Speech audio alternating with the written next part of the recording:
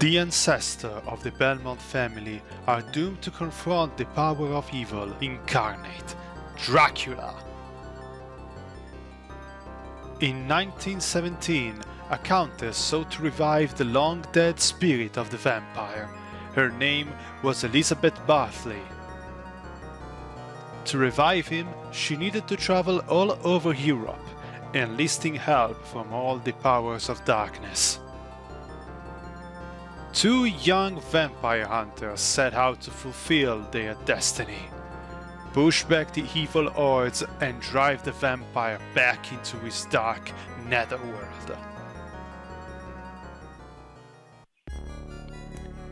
Happy Halloween everyone! It's October and I think it's time to celebrate a bit with some spooks on the channel, and today I'm gonna jump right into Castlevania Bloodlines. I'm playing on expert. I have used the code for 9 lives because we're gonna freaking need that in expert mode. And we have two characters to choose, as you saw, John, Morris and Eric Lecarde, and honestly I am choosing Eric for a couple of reasons. One, he has a lance, a spear, and I think there are way too few characters that have a spear as a main weapon. And secondly, I just think that his moveset is a lot more fun to use than John. John is basically a Belmont, a straight up Belmont.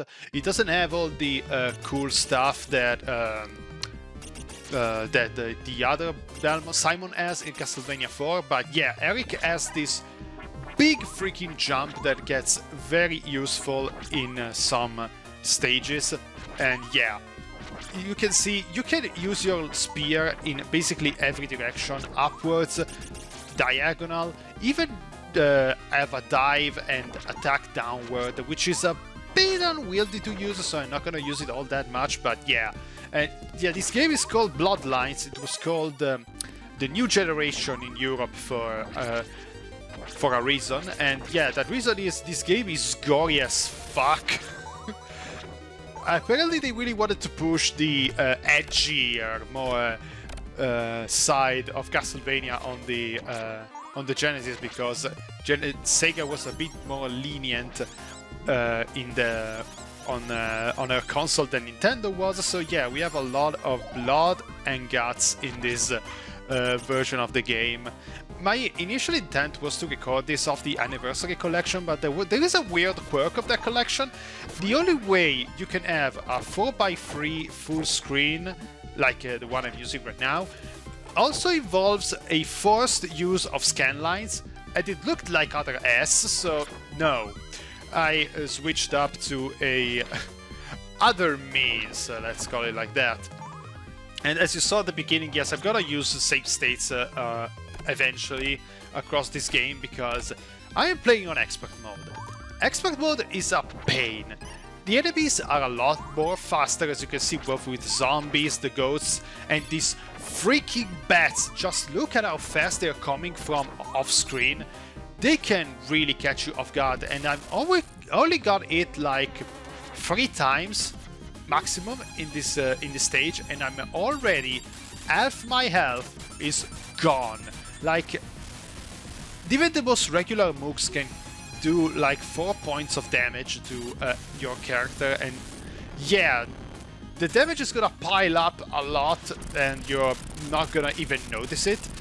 And that's the reason why I use the code to get myself 9 lives. You basically use the Konami code, because this game not only forces you to play on expert mode if you want to see the full ending, which is basically the reason why I'm doing it, also has another funny quirk. For some reason, this game, unlike any other Castlevania game, has limited continues. You only get 2 continues to get to the end. And yes, you have passwords that you can use, but I also don't want to input a password all the time if I end up getting a game over. So yeah, I thought I was gonna make it easier on myself if I could. I mostly gotta use them at the very beginning of the stage, so I don't actually cheese it entirely. But honestly, yeah, who cares? I really wanted to make it as much smooth sailing as possible, considering that, yeah, this game can be pretty hard on this mode. Because everything really freaking hurts. You really have to play this cautiously. Very cautiously and very carefully. Which are probably synonymous. But yeah, and we have new characters for this game. Usually with the Castlevania games, so we always have the Belmont family to give us some help. We have Simon for most of the game. We have Trevor in Castlevania 3. And now we have John Morris, which is the son of Quincy Morris. If for those of you who have with knowledge of literature, Quincy Morris was a character from the Dracula Bram Stoker novel. And here he is, after all the events that happened in that novel, apparently he trained his son to become a vampire hunter, and they got into possession of the vampire killer whip of the Belmont family, and they cannot, since the Belmont family at this point, it's basically gone. After Symphony of the Night, the Belmont family seems to have disappeared from the radars, and they cannot use the vampire killer for an undisclosed amount of time. It's not really being cleared up why, but this was basically trying to fit a square peg in a round hole when they wanted to make Castlevania Bloodlines canon to the main timeline, and Portrait of Ruin tried to finagle a way to justify why, after Symphony of the Night, there weren't any other Belmont family members around. After Richter, there seemed to be like this major drought. And I want to believe that the reason why we are starting on the Dracula Castle, this is the one remained of the Dracula Castle right after the events of the Dracula novel, which is I really enjoy. I enjoy the fact that Bram Stoker's novel is canon to Castlevania because it fits so well, and it also gives me an opportunity to think that Van Helsing is canon in this universe, and is also played by Hugh Jackman, so makes the 2004 Van Helsing movie also even more of a Castlevania live-action movie than it already was. But here we are with the first boss of the game, this big suit of armor, which I love how it moves. It really has this way of rendering things. It looks like a Vectorman boss, and I really enjoy the look they try to give him. This game, honestly, I think it looks absolutely incredible. Like, as much as I love Super Castlevania 4 and Rondo of Blood, they are two of my absolute favorite games. I think this is right up there. I probably say I haven't played all of the 2D Classicvania offerings. I still need to play like Castlevania Chronicles. I haven't had a chance to play Castlevania The Adventure Rebirth, and I still have to play Haunted Castle Revisited, which I honestly wanted to do Haunted Castle Revisited for this month, but then I said, you know what, Castlevania Bloodlines needs its roses, because this game kind of felt like the lost chapter of the Castlevania series for a long time. It was never re-released anywhere. The only way you could have played this game was on the Sega Genesis, but now, thanks to the Sega Genesis Mini, the Castlevania Anniversary Collection, and the Nintendo Switch Online, this game is more readily available now than ever before, and yeah, I think it's due that many people actually try and give this game a shot, because aside from the fact that you have to play it at the hardest difficulty possible, which can be annoying for some, this game is absolutely amazing, and it looks gorgeous. Like, the colors really pop up, the environments are really well rendered, and I feel this really deserves a lot more credit as to be the absolute best pixel art for a 2D Castlevania game, especially at the time. And now that we are done with the first boss, we start moving in another direction, the Atlantis Shrine in Greece. This is an aspect that I really enjoy about Castlevania Bloodlines. We are not strictly in Castlevania. we move throughout the whole of Europe, and we have a lot of variety in environments that looked absolutely amazing. And holy fucking shit, I love this sunset. This sunset stage, the water that reflects off the top of the stage. This game has so very neat visual tricks, and this soundtrack.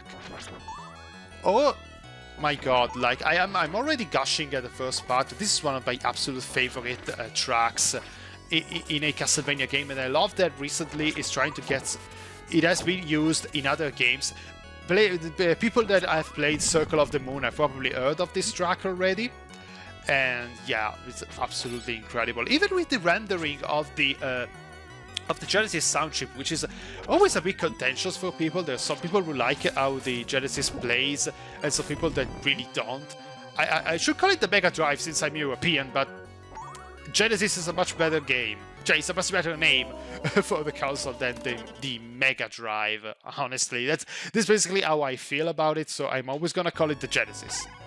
And yeah, these freaking lights that stay on the floor, these things move so quickly in expert mode. Between these on the platforms, these sweeping ghosts, and the Minotaurs, this climb can be very tricky. If you see my life counter alter wildly throughout deaths, it's because I ended up cutting out a lot of stuff. There was a lot of editing done here, because yeah, otherwise this would have been like a compilation of me failing constantly, and I think that I can get away with cutting out a lot of stuff when I can.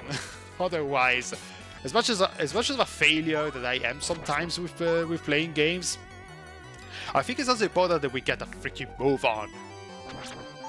And yeah, I like this stage of being chased by the water, the waterfall effect. I hope that the compression on YouTube is not gonna completely fuck over the rendering of this video, because honestly, I love how this game looks. And now we get to one of the biggest gimmicks of Castlevania Bloodlines. This game really fucking loves boss fights, and we are gonna have a lot, and I mean a lot, of mini bosses, like this mage that is constantly filling the stage with water. If you take too much time, it's gonna teleport everywhere, and it's gonna make it a lot harder for him to just survive. Because if the stage submerges with too much water, you're basically gonna drown instantly. So you have to be quick. Yeah, this move is amazing. You basically have to hit forward and then push back on the D-pad. If you're really good, you can do it that constantly. It's good enough for when you're surrounded with crowds of bats and all that, to keep more control, but you always have to be use a bit of criteria. This is the second mini boss of this stage. Be very close to his knees and just pummel the attack button. It should be fine. With him, it's the opposite, because this halberd has a lot less range. It's much more difficult to stay crouched near his knees and without getting hit. So you just approach and go back, approach and go back, approach and go back. It's basically like a Dark Souls fight. At least this is how Dark Souls fights feel to me, which is doubly weird. That's why I cannot get used to them in 3D, but I have no issues in 2D. Go figure. I'll stop and try to make sense of myself. But yeah, I played stuff like Hollow Knight, and there was one game with a freaking Aikudi robot, it was called, which is basically Hollow Knight but with a robot. And yeah, I played these games fine. They're hard as balls, but I have no issues adapting. I cannot adapt to what Dark Souls asks of me. Like Dark Souls Tangent number 75. I think I already brought that up in other titles. Yeah, welcome Medusa Heads. My best advice that I can give you to the Medusa Heads in extreme mode is stay away. Do not approach until you are very sure to basically keep your power. And this is another thing that I really like about Bloodlines. You have 4 stages of leveling up your weapons. And if you get to the 4th level, you have another, even a special attack type of move. This 4th stage really increases your attack power. You do a freak ton of damage with this form. The issue is, if you get hit, you're gonna lose it at the very first impact, so you have to be very, very careful. I hate that we destroy this statue. Like, the effect is amazing, but come on, why do we have to destroy invaluable art from Greece? Come on. Yeah, since I used the code for 9 lives, there's this really nice quirk that once you get a fully powered weapon, the music of the stage changes to either a remix of Vampire Killer, Beginning, and Bloody Tears. It's a very nice Easter egg, honestly, and I think they all sound really damn well with the Genesis sound chip. And also, speaking of the background, I love that we started this level at sunset and now it's night, and the dark horizon is. Oh my god, it's so gorgeous, I love it. I could just stay here and chill, watching this, watching the horizon on this very chill night. It really feels like a very chill summer night in the on the seaside. I love it. I really freaking love this stage. It's one of my absolute favorite stages in Castlevania history. Oh my god. And yeah, it's a shame that this game didn't end up getting re-released so often, because, like, this really could... It really feels like nobody really knows of this game, because it's always like, when you talk about classic Vania, it's always Simon, Simon, Simon. Sometimes Richter more because of Symphony of the Night, because Round of Blood didn't get released over here. Technically, there was Vampire's Kiss on the Super Nintendo, but that game is not as good as Round of Blood. I'm sorry, but it's good to have it. It's good to have it on the Advanced Collection. Like, even if the game is not exactly optimal, it's good to have it preserved. Like, I am happy to have the arcade version of Haunted Castles already available, although the game is a bunch of shit. I don't think I will ever play the original Haunted Castle for the channel, but I'm down for the remake. Yeah, that was really an out of nowhere announcement. We were gonna give you the DS games and also a remake of Haunted Castle just for free, which is a shame that it was included with the DS games, because it feels like people are not giving that game the credit it deserves, because it's basically a new Castlevania game out of fucking nowhere, but it's buried in a collection, and which people care more about the games in the collection than the DS games being there than the extra classic Vania. But yeah, we have the second boss, and this is a very cute boss, because you have to basically destroy all the sections and expose its weak point, which is that red eye on top of him. You can use the axe in order to reach it easily, but this is also a place where Eric spear shines, because since you can attack diagonal up, I think you can also do it with John, but with John you have to be jumping, I think. I don't play as John Morris that often, because I like the way Eric handles way too much from actually bother to play as John Morris. So I'm sorry, you're not gonna get a John Morris run of Castlevania Bloodlines on this channel. But yeah, the second boss has been defeated. So yeah, we are done with the best level aesthetically in the game. I'm sorry, I'm gonna gush about this level often, at any occasion I get, because I love this level in Greece way too much. But yes, 2 stages cleared. We have more stages on the horizon, but we're gonna do that in the next part of Castlevania Bloodlines. I am Markus, and I'll see you in the next video.